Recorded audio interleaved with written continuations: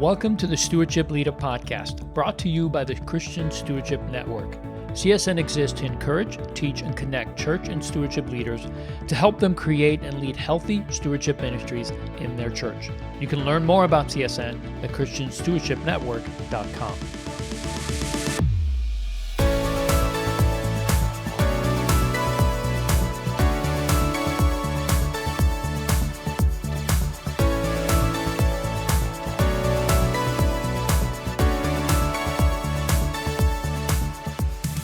Well, hey, everybody. Welcome to Stewardship Leader. I'm your host, Leo Sabo. And today I have with me Carl Tierney from Vision 2. And we're going to talk about the annual Stewardship Survey. This is our second year that we've done this survey together. And we are really excited about some trends and certainly have some recommendations for you guys. We're really excited about talking about this survey. We'll also put together a report. The ladies at the Vision 2, their team has just been working on creating an awesome report for you guys. And I think you're really going to get a lot out of it. I do encourage you to download that, listen to this podcast, of course, if you need to, as we dig into that. But take advantage of this resource. Our hope is not just to put something together that it's a blip on your radar, but it's something that you can continue to come back to. Because I hope that you will use this as you go throughout the year, as you put together a strategy, as you continue to refine your strategy on how you're going to do stewardship and generosity ministry in your church. Carl, why don't you say hi and let's dive right in. Hi, Leo. Thanks for having me on. I'm super excited to talk about the survey and some of the positive trends that we've seen just in the second survey that we did over the first survey. Yeah, and we had a pretty good turnout. We had some new folks that answered the survey this time, and we did poll churches that are under 1,000 and churches over 1,000. So that's a distinction. Sometimes we'll talk about the difference there. But Carl, why don't you start with the actual state of giving? Because that's changed a little bit since last year. Sure. Well, we've seen a 3.5% decline in general giving. Inflation adjusted, it's much larger, about 10.5%. That's definitely had an impact on all of us. I think everybody's kind of seen, there was a good set of respondents that were talking about that in the survey, that they actually felt that economic impact from the decline in giving. One of the other interesting things that we saw in the general trend in giving, one is that the religious sector stayed constant for year over year in terms of it didn't actually decrease its share.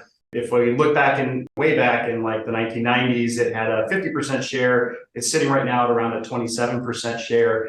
I think the more interesting piece of data is what we're seeing in kind of the trend in religious giving, and that there continues to seem to be this transition where people that used to give to their place of worship are actually decreasing their gifts to church, but increasing their giving to faith-based orgs, sometimes over and above what the decline is to their local places, to their local church. That's a trend that, combined with the general giving trend, that just kind of emphasizes the role and the need for stewardship even more, as the environment that we're operating in is not necessarily as positive as it was the year before.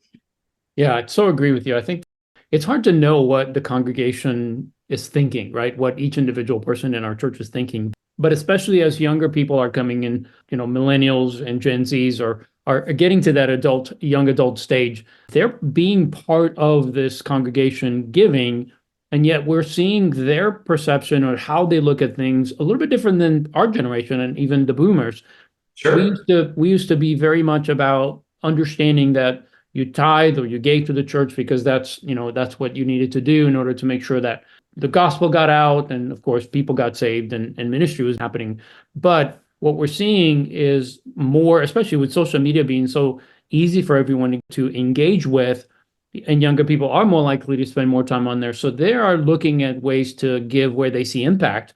And so we talked about, and it is in the survey, this importance of continuing to highlight the impact of what your giving is actually doing. But we're seeing this trend where people are actually choosing to still give, but they're not giving to the church. And so we're not doing a good job of explaining or educating and equipping people to understand the still relevance and importance of the church. And I think that's what we're seeing in this consistent downtrend, that more money is moving away from the church to faith-based organizations. So people are probably thinking, I'm still giving to kingdom causes.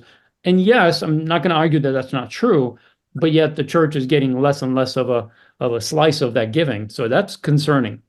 Yeah, and I think it gets back to one of the points that you made, when you were talking about it, it's the communication side, and that's part of the reason why I think, it was nice to see in the data in the survey response where we saw an uptick in the focus on the stewardship role, how many more larger churches had added or had a dedicated paid staff member that was a stewardship leader. Those are all very positive trends in the survey data year over year that we saw. But I think the thing that we're talking about now, and part of the challenge with the way that the giving is making its migration, it's that communication side and having a consistent and clear strategy, and having somebody that owns that can, that drives that through the entire ministry. I think that's, one of the key functions. And I think one of the key things that, is kind of the next step. We identified we needed stewardship, and you can see that that's increasing and growing, and that's fantastic. I think the next step is now we have to get a little bit more formal about how we do stewardship. Yeah. And that's, creating, clear ownership around, who owns the strategy for stewardship, and not just generosity, but that financial discipleship. It's both sides. Who owns, and it could be, you can break that up if you wanted to, but somebody has to own the financial discipleship. Because one of the other things that was interesting out of the survey data is that we saw that those organizations that had a clearer focus on financial discipleship also had communicated that they were doing better in terms of kind of being on track from their generosity goal perspective, which was another interesting thing that came out of the survey data. Mm-hmm. Yeah, so true. So let's talk about some of those, because what's interesting is what you just said. I think it's very important to highlight is we're seeing an increase, and it's very encouraging that more and more churches are seeing the relevance of stewardship in talking about giving and being more strategic. But yet we still have a long way to go as far as formalizing what stewardship and generosity ministry really is, and why it's such an important, really foundational ministry in the church. And without it, I think we're going to continue to see not only the giving trend, but there's so many other parts of this that we're not even talking about, because really we are focusing on discipleship and giving. But we know that we are called to be stewards, right? We are stewards of everything God entrusts to us. So it impacts every area of our lives in one way or another. But the church needs to understand its role to begin to shape, especially younger generations, in understanding the biblical principles, understanding their role as stewards, that it is a whole life stewardship situation. But when it comes to giving, that's probably the one that we can measure the best. And so let's talk about some of the action items. As we saw some of the findings, we talked about what are some of the things that churches can do to make sure that they're not just seeing a little bit of improvement, but continuing to see improvement over the next few years.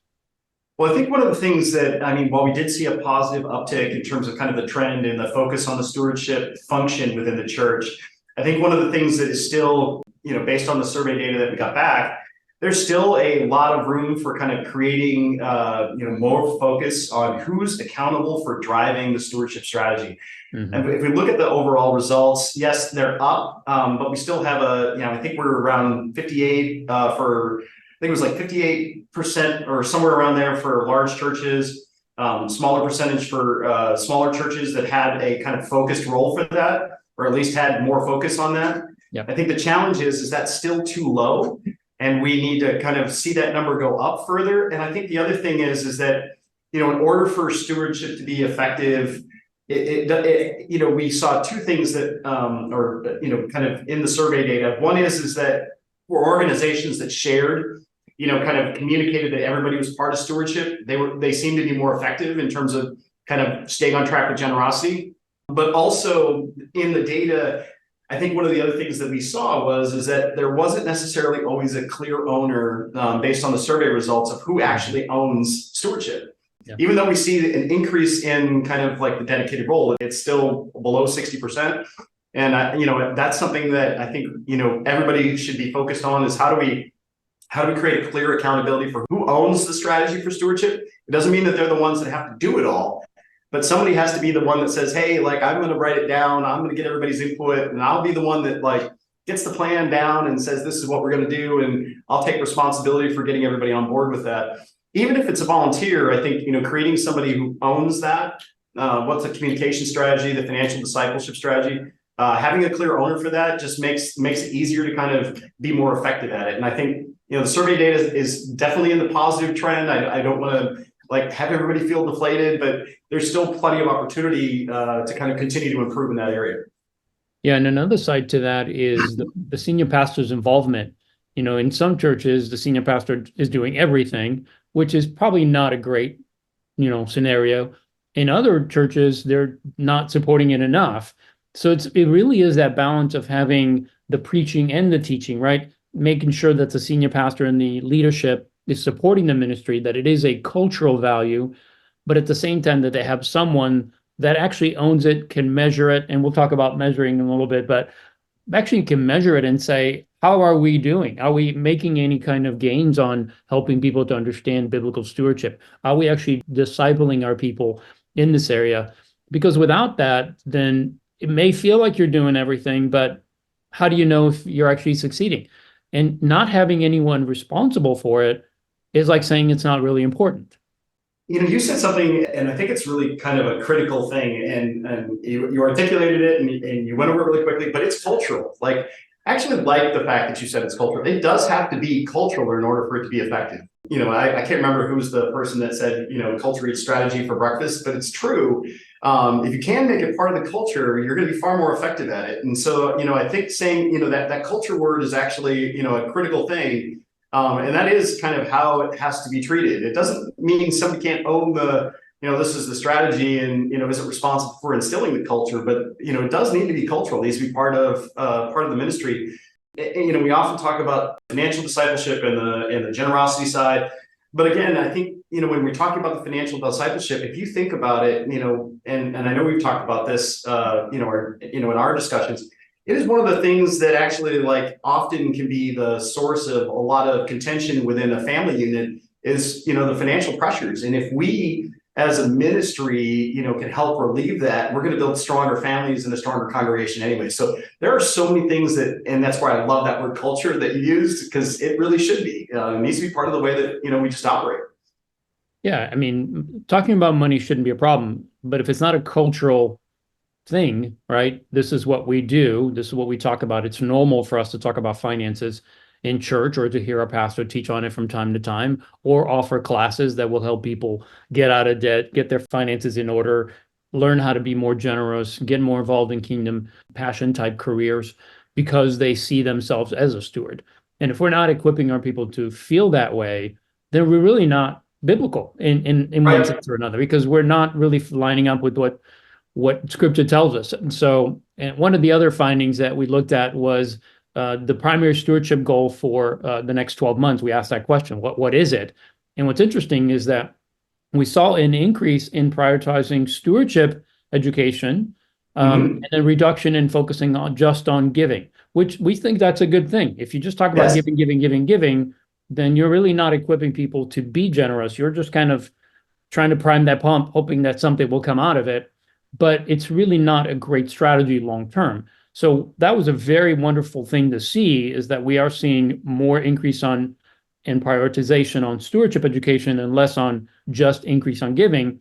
But the important thing in the action step that we talked about was prioritizing financial discipleship over giving. It's not that you don't talk about both. They are two separate things, but that you prioritize it, because when you're building a culture that is a bunch of people that are good stewards and they know that's who God's called me to be and that's what they're trying to be, then when it's time to give, when the vision for giving comes, when the project comes, people will just see that as, yep, I'm one of God's people that he brought here.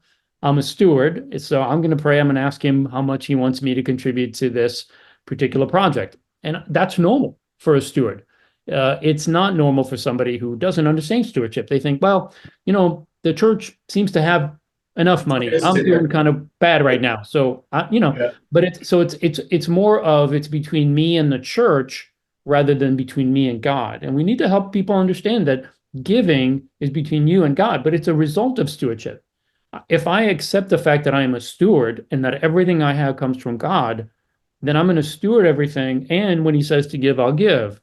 But if I think it's mine and the church needs money, then I might be kind and give from time to time. But it's a totally different thing. Well, I think it creates a deeper connection between the member of the church and the church itself, right? Because it is, when you get to the point, and again, it's why I like the culture word, when it gets to a point where it's comfortable to talk about money, you have an intimate relationship with an organization or with those people that you're talking to when you're willing to, open up and talk about, where you are from a financial perspective, because it's something that we often, feel very uncomfortable talking about. And if it becomes comfortable, you're going to create a level of connection with those folks, and they're going to have a deeper understanding of the impact that they can have on the church, right? Demonstrating an impact through financial discipleship is one of the things that we can use to basically say, this is why, we exist as a church. This is part of what your generosity does. It allows us to run a ministry like this. And without your generosity, it couldn't happen. Mm-hmm. Yeah. And when you're talking about the actual discipleship, then how do we do that? So we asked, what kind of programs or resources are you deploying to disciple your congregation in the area of finances? And we see a pretty distinct difference between churches under 1,000 and those over 1,000, so smaller or larger churches, and what kind of curriculum they use.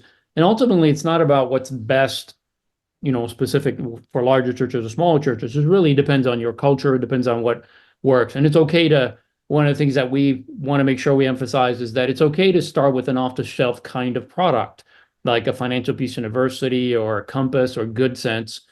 You don't have to create something right from the beginning. In fact, we recommend you don't create something, that you start with something and then just see if that's meeting the need. And if it's not, you can tweak it. You can create other things to meet those other needs, but ultimately start with something.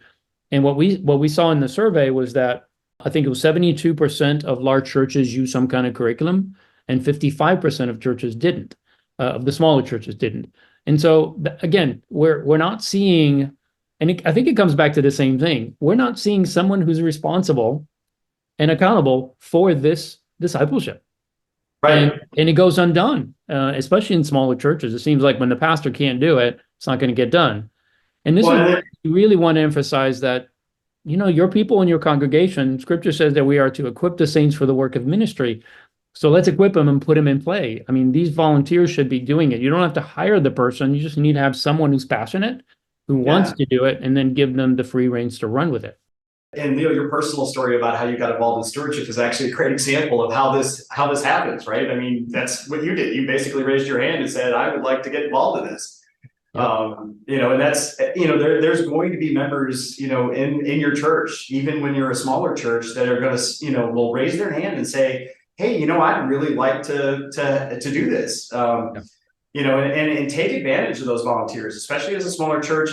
That way, you don't necessarily have to worry about budget or anything, to start getting more formal about running financial discipleship programs within, even when you're a smaller church, because you can leverage that, leverage your members. It's a great resource, often underutilized. I think one of my favorite stories actually came out of Saddleback. One of the people that was driving the golf cart back and forth in the parking lot ended up becoming their major gift officer. Senior seasoned executive, had gone through the halftime program, and he's just out there driving around the golf cart until somebody said, well, we had this other need. He raised his hand and oh, we didn't even know you were doing this. So it's a great story. But I think, we all have, within each of our church congregations, we all have people that are passionate and, passionate about their church and passionate about, helping others. And, this is an opportunity for them to engage and, help the ministry. So don't be shy. And I think in trying to find somebody to take ownership of the program, even for the ones that we found that didn't have a program in place, the good news is at least half of those also responded that they were in the process of trying to figure one out. Yeah. But to Leo's point, you don't have to build it. Definitely take something off the shelf and then figure out what you need to change and what you need to use. But that actually brings up one of the other things that we've talked about and been talking about ever since we did the survey, which is one of the questions that we asked was, are you measuring participation in these programs? Mm-hmm. And it was kind of interesting. We didn't get back kind of as high of a number as we thought we would have seen. We know it's an important program, but we're not actually following up and saying, okay, well, how many of our members have participated in the program? What's our participation rate?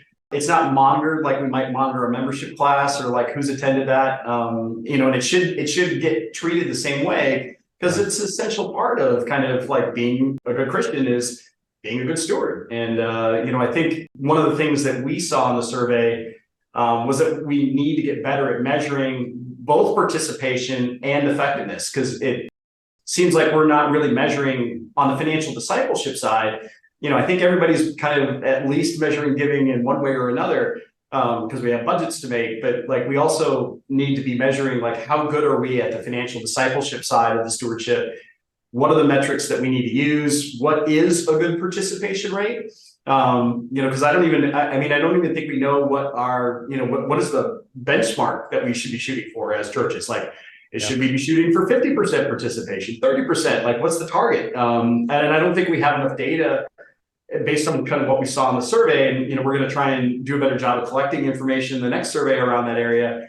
Is, what are we measuring? What do those metrics look like? And then hopefully maybe we can start to build some kind of benchmark and some kind of baseline, so we know we have some way to compare ourselves. Like, are we good at this? Are we bad at this? Or, how are we doing? Yeah, but the key point is, and in the webinar that we did, we actually did a poll and asked the people that were in the webinar if they tracked their members' participation, and we only had 42% said yes, and 57, almost 58% said no. So it just shows that, just because we're putting on a class, or if we're doing a workshop or a seminar, just because we're doing that doesn't mean it's actually effective. Right. That's one of the things that I guess just the way I'm wired is I want to make sure that when I do something, it's done well. So when I was the financial coach guy at our church and leading a team, after 3.5 years of serving hundreds of families with a large team of financial coaches that I was overseeing, we recognized that we didn't have the success we wanted. So when we measured it after 3.5 years, we should have measured it all along, but right. I was busy, man. But I finally got around to it. And when I got around to it, I realized we were maybe at best 15% success. And I thought, man, that's a lot of time, a lot of work, a lot of passion that's being flushed, basically 85% loss of all the time and the resources that we're spending. Well, and I think that's the evolution of stewardship, right? I think it's part of us evolving, seeing stewardship evolve. We've gotten to the point where we've got curriculums, we're, creating focus around the role, but we haven't necessarily gone back to say, okay, well, now how do we measure and get better at it? Right. It's kind of like that maturity model where, we've gotten to the point where we're sort of kind of getting to the point where we can repeat the model, but we haven't gotten to the point where we're actually, trying to improve and enhance how we do stewardship. And I think until we measure it, to your point, we won't know. And we've got to measure it in a whole bunch of different ways that, how effective are we? We got to follow up, not only just through the program, 6 months after the program. We need to create this way to kind of give ourselves some feedback so we can figure out, how do we improve either curriculum, coaching, how we're talking to people, how often we engage them. We just need to get better at the process. And I think that's all part of why we need to measure on the financial discipleship side, which, isn't getting, we're sort of kind of getting some measures. People are at least saying, hey, we know who went to class, but I think we need to go like, okay, how effective was the class? Yeah. Follow up on that, how effective was the curriculum? And we need to get better at, are you able to practice it? Where are you stumbling? And it needs to be an ongoing relationship. It can't just be the class. And I think metrics will help drive all of that, because we'll get smarter about how we need to engage. Yeah, and I don't think it's too early to start this. Let me emphasize that, because I wish I would have started measuring from the beginning. I don't think it would have taken me 3.5 years to switch gears and find a different way that did work better. But my point is that it's never too early to measure, no matter what you're doing. It's interesting, because if you look at like Dave Ramsey's Financial Peace University, there's certain things that they track. I think part of that is because it's kind of exciting to celebrate people paying off debt, cutting up credit cards. So it does create a buzz, but it's more than that. Are you actually seeing people change? And one of the things that we had to make sure that was happening is not that people were just, putting a budget in place or getting out of debt. Those are great things. What we wanted to see is the spiritual transformation. We wanted to see spiritual growth. So we actually asked, did this class or this workshop help you grow spiritually? And if they answered yes, we'd say, would you share how? Just a paragraph, just something, let us know how. And it was testimonies like, well, we weren't in agreement about giving. Now we are, and we began to give consistently. Or we never really put a budget together because we never thought that this was really anything that we needed to do. And now we recognize as stewards that we are accountable for everything that God puts in our hands. So all of a sudden, it's no longer a money thing, it's a spiritual thing. And I think that's such an important thing to understand, that we're not just, again, we're going back to what are we asking people to do, is to understand stewardship as a financial discipline, but it's discipleship, right? I mean, that's what this is. So discipleship is about being a closer and more intimate follower of Christ. It's not about budgeting per se. Well, but it is part of the transformation, right?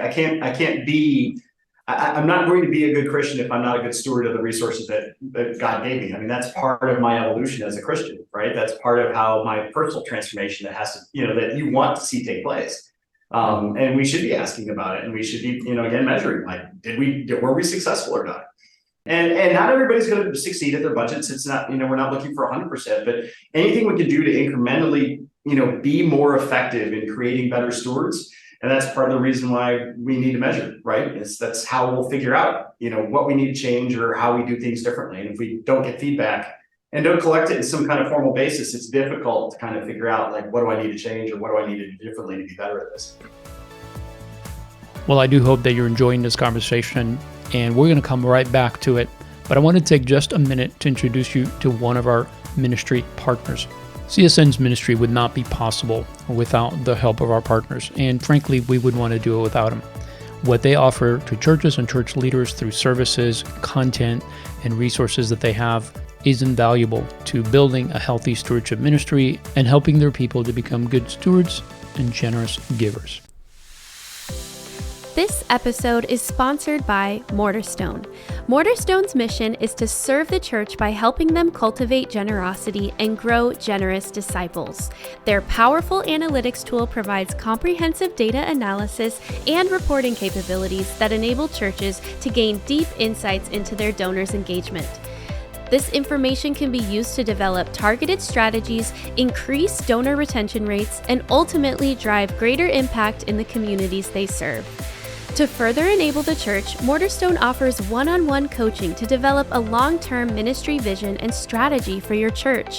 Mortarstone is more than software. They come alongside to be your ministry partner. Sign up today for free at mortarstone.com.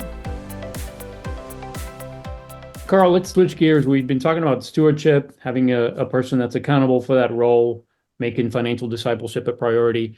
Let's talk about generosity, because that's still very important. These are both important topics. They are different, but they are important. And part of the survey is we did ask about generosity and how churches are doing as far as their messaging in that. So why don't you share kind of what we asked, and then let's talk about what we found and some action steps. Well, we asked, just as we did in the first survey, who's kind of accountable for generosity. We wanted to know where people were thinking about generosity, also how generosity was communicated. So we wanted to get a better understanding of how generosity is communicated to the congregation. What does that look like? And so there's a couple of interesting things that happened, again, from survey to survey. So our first survey, when we sent it out, we got a lot of responses that the CFO or the director of finance, the executive pastor, they were the ones that were responsible for generosity within the church. One of the things that was interesting in this survey was that disappeared. It ended up being primarily the senior pastor and the stewardship pastor, which was a big shift between survey 1 and survey 2. So that was actually really encouraging, because we know that when the senior pastor is talking about generosity, that's going to help on that side. But it's also great to see stewardship's increased role, and it actually increased dramatically. They were way behind the CFO role and director of finance role in the first survey. And, we didn't see as many CFOs respond. That was actually, again, another really encouraging trend. I think one of the other things that we also saw in shift in the survey was, kind of what their primary goal was. For the longest time, I think for the first survey, I think I have this right, it was like recurring giving was actually the biggest focus for on the next 12 months of generosity, and it's actually shifted. And it was interesting, even at the CSN conference, you heard people start talking more about how do I connect people about impact and inspiring generosity, instead of just saying, hey, look, we got to get a recurring gift. So that was great. I mean, a lot of the presenters and even the survey results all show that we have a general increase, a huge increase actually, in the focus on how we communicate about generosity to the congregation, which is fantastic. Because again, we've got that trend that went the wrong way in terms of kind of people no longer giving to their local church and giving to faith-based organizations. And that's all about, those faith-based organizations are inspiring generosity, talking about impact. And we clearly as churches are responding and saying, hey, yeah, we've got to do the same thing. And that was great to see in terms of kind of the survey response. So that was fantastic to see that kind of shift because it was dramatic, I think, from the first survey to the second survey. So that was fantastic. And again, with kind of the way that giving has been going and that trend in terms of kind of moving to faith-based organizations, I think it's really essential. Promoting, I think recurring giving did come in as the second kind of primary focus. Recurring giving is still essential. It's a great thing, especially for people that are already regular giving. And I think I've said this a couple times, but I can tell you, looking across the churches that we serve, those households that have recurring giving, even for households that are giving the same frequency every month, they never miss, versus those that have recurring gifts. The ones that have recurring gifts actually typically are more generous with the church. And I think it gets into, one of the things we're talking about on the financial discipleship, their tithe is budgeted. So that's done, right? Mm-hmm. So when the church says, hey, we've got this special need, they're not going like, oh, I'll just divert my tithe over here. They're going like, oh, I'm going to give above that. And so we generally see that those that have recurring gifts to the general offering are typically anywhere from 20 to 30% more generous than those people that are writing a check and doing it that way every month. So even though it may feel like, oh, I don't want to pay extra fees and all of that stuff, you're actually going to get not only the fact that gets baked in if they go out of town or something, that generosity doesn't disappear, but you're also going to see that they've already budgeted that, and so it's part of their financial budget. It's just done. Yeah. So if you have extra needs, or you have a campaign running, or you're trying to do something, a project, whether it's a building improvement or something of that nature, you're trying to start up another ministry, they're going to have that baked in, and they'll give over and above what they've already got on the recurring gift side. So recurring giving is still important. It should still be part of your generosity, but it starts with the communication on inspiring generosity in the first place. One of the things that continues to be something that we're interested in and we've asked is, how are we tracking, the fact that we now have this online digital experience from an attendance perspective.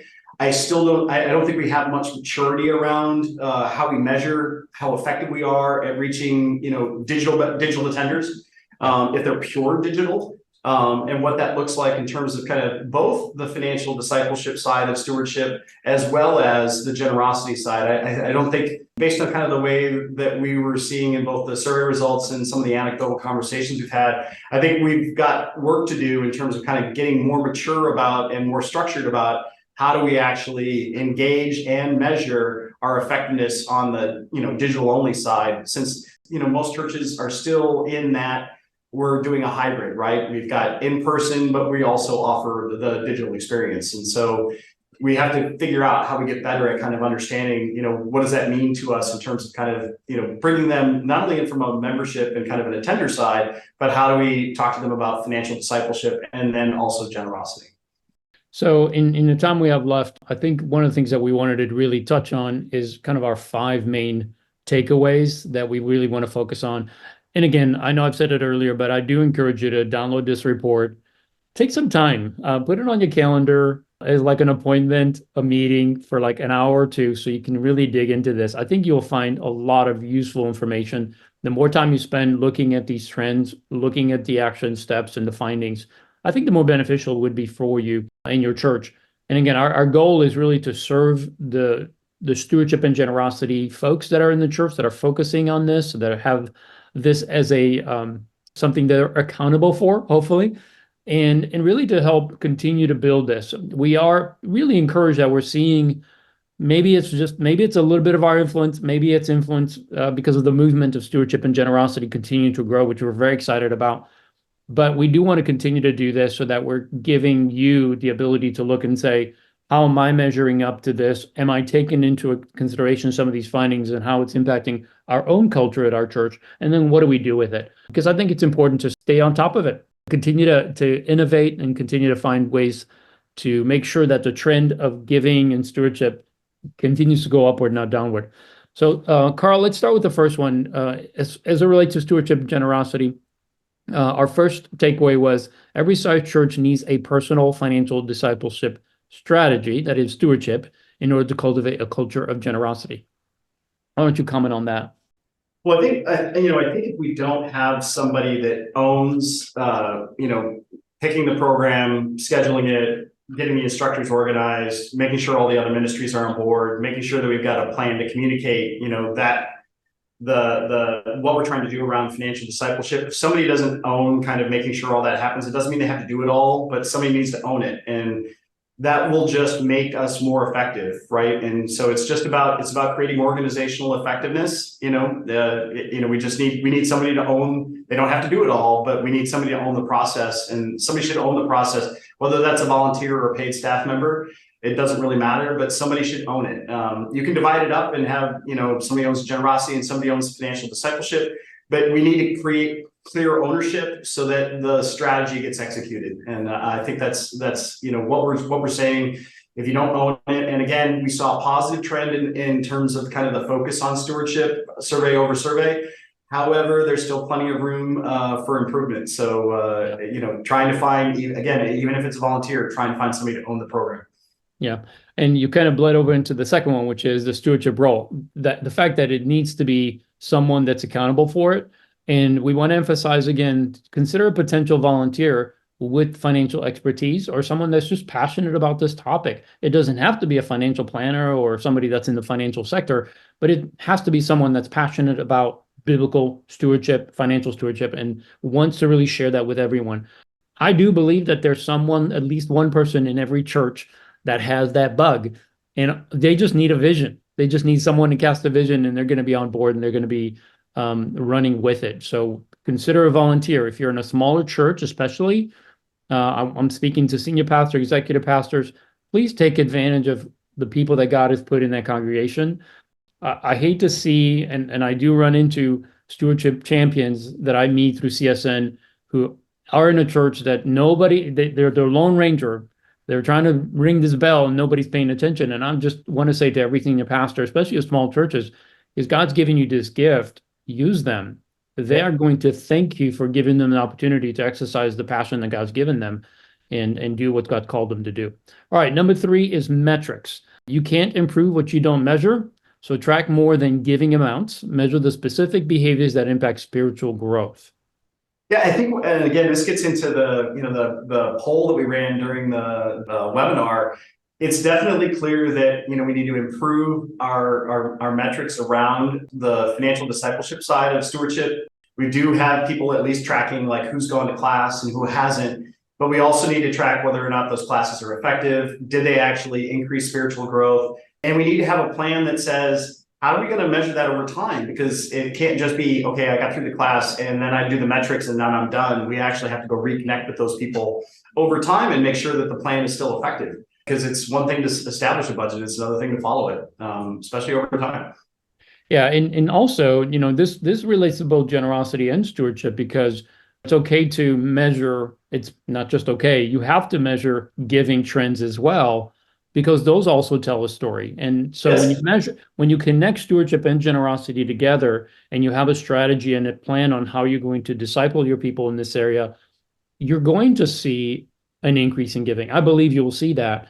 But if you don't measure it, you may not realize that it's working, or you may not realize if it's not working. So you should see an improvement in both of them, that people are actually doing it, that it's working, that if you're teaching them how to get on a budget, that 10 years later, they're still on a budget, or 5 years later, whatever. And this is something that was very important to me as I was doing this coaching side of the ministry, is I wanted to make sure that when we're teaching someone how to budget, that 3, 4, 5, 6 months, a year from now, I was going to run into them in the hallway of the church and they say, yeah, I've been meaning to call you because we need to get back on that budget. If I ever heard that, and it happened a couple of times, it was so frustrating, because I'm like, wait, you spend weeks learning how to do this. And then what happened? And I took it personal because I thought, what did I not do to help them stick with it? Like, how could I have done a better job of increasing the value so that they would say, I can't live without this? Both on the measure side, but I think it also gets into our communication and our engagement plan for, it can't just be, I got you through the class and then, 3 years later. I think that's one of the things that as we measure, we're going to figure out is that just like we were talking about, we have to inspire generosity, we have to communicate about impact. We're going to find on the financial discipleship side, we're going to have to do the same thing after they get through the class. And then we're also going to have to do something before they even get to the class. Yeah. And we're going to figure out, and we're going to get better at it. And this is one of the things that I think, as we share more and, again, benchmark and share information, amongst ourselves as churches, we're going to find that, we're going to figure out like, these are the things we can do to make our, our financial discipleship programs more effective. But, it starts with measures and clear communication plans. And again, somebody's got to own it and say, hey, not only are we going to run the class, but we're going to re-engage these folks at, 60, 90, 120 days out and kind of reconnect with them and make sure they're on track. And, you gotta put structure and process in place for that to work. And so that's, again, why you got to have somebody that owns it, even if they're a volunteer. But, if we can do that, then we're going to get more effective and the metrics will show that. Yeah. It's excellent. So number 4 takeaway, clarify messaging. Frequent, planned messaging is vital to ensure it is effective. Clearly defined terms like stewardship, generosity, and even tithing. Without clarification, your members will decide on their own definitions to these concepts and then may fail to grasp the meaning of your messaging.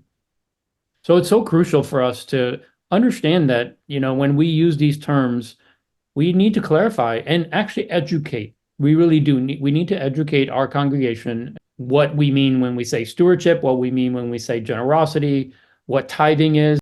One of the things that the report will show you guys is a study that was done by Lifeway, I believe, and it showed how so many people, when they hear tithing, they don't necessarily think what the Bible says. They might think, oh, that's just me giving every once in a while, and it's not 10% of the gross.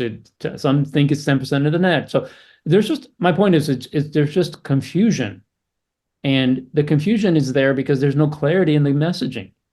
And if we are clearer in the messaging, then we can educate and then people know what to expect. And when we're talking about one thing, they understand it and we can take them down that road. So it's so crucial that we do a better job of communicating on these issues.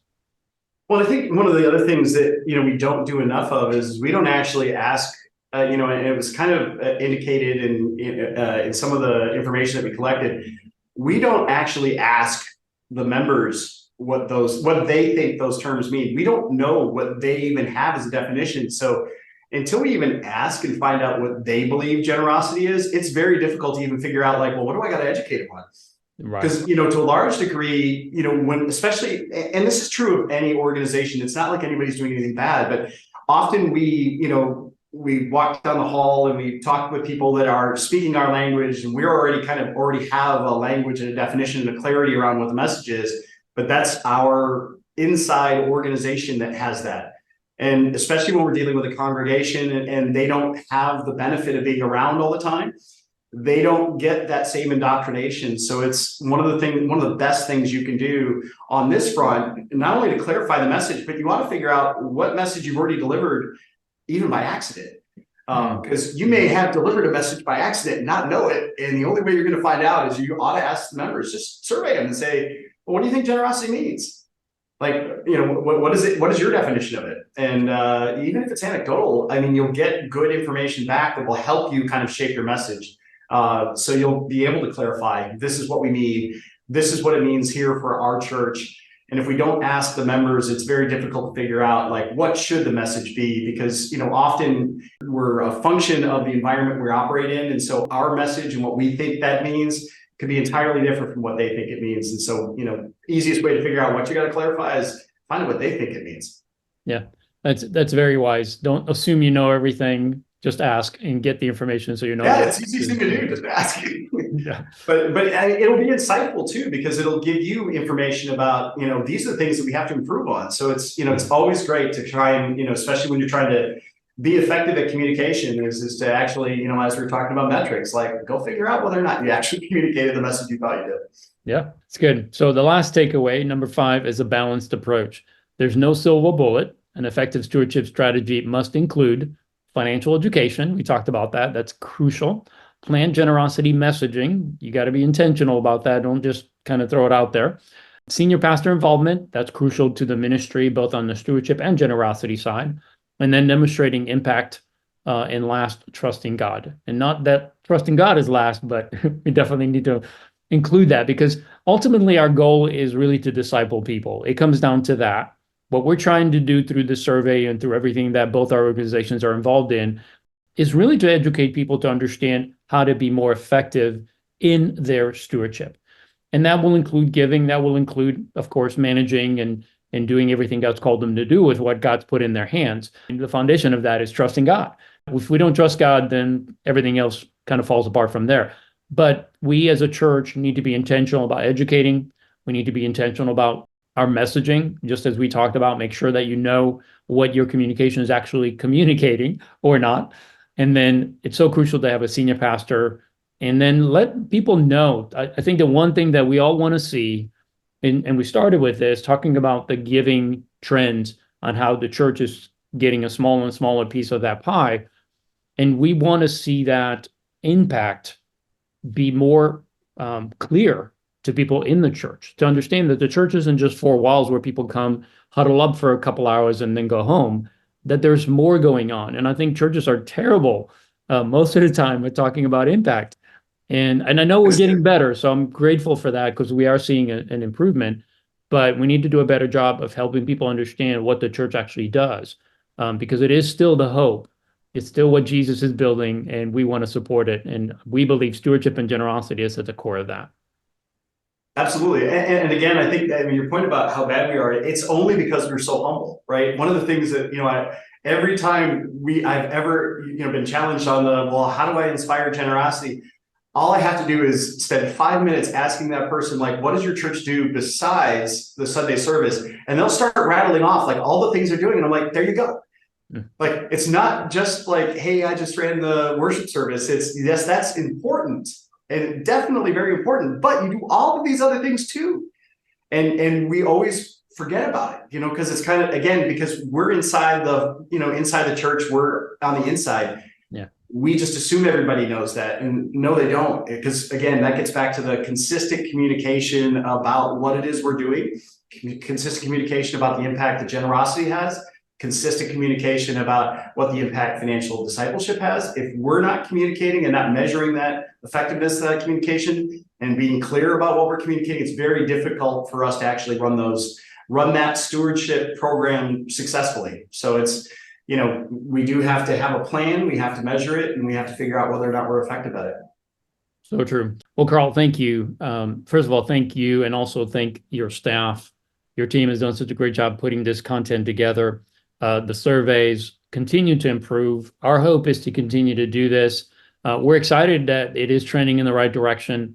We want to be a resource to you. So if you're listening to this podcast, we encourage you to connect both with CSN and with Vision 2. Both of these organizations are really driven to help you in this area of financial discipleship. As a network, we are connecting other stewardship leaders to one another. We have a membership. You can be part of that so that you can learn strategy, you can learn content, you can learn so many different ways of doing this. Because as we said earlier, there's no one size fits all. Every church is unique in its own way. And so we want to come alongside and help you to do that. Vision 2 is a great resource. They work with churches and understand giving and all that it entails. So, take advantage of that. This is something that you have to understand. If you're not measuring the giving, you don't really know what your congregation understands about generosity or stewardship. So it's important to have the right tools and the right team to help you to understand that. So I'm grateful that they are supporters of CSN in every way, but more than that, they're our friends. And we're excited to continue to do these surveys for you so that you can benefit, and hopefully your church will continue to evolve in this area of stewardship and generosity. Thanks again for being with us. If you are listening to this toward the beginning of January is when we're putting this out, we're going to be together in just a couple of months in March 4th through the 6th, 2024, we will be in sunny Florida, Calvary Chapel, Fort Lauderdale. We'll host the CSN Forum. We encourage you to come meet Carl, come meet their team, come meet me and all our folks at CSN and learn what this whole movement is about. Yeah, if you really want to understand it better and understand some of the resources that are available to you, join us for the forum. You can find out more at christianstewardshipnetwork.com. And for Vision 2, you can go to vision2.com. Is that right? Yes, sir. All right. Carl, thanks again for being with me today. And thanks so much for having me. And thank you all for joining us for this episode of Stewardship Leader. If you enjoyed it and found it valuable, please share it with someone you think would also find it valuable. If you've not yet subscribed to our podcast or left us a review, please do so. This will ensure you're automatically receiving the latest content we produce and will help others to find this podcast as well. If you want to know more about CSN and how we can help you and your church create a culture of good stewardship and generosity, go to our website, christianstewardshipnetwork.com. There you will find many resources and events and how you can become a member of our community.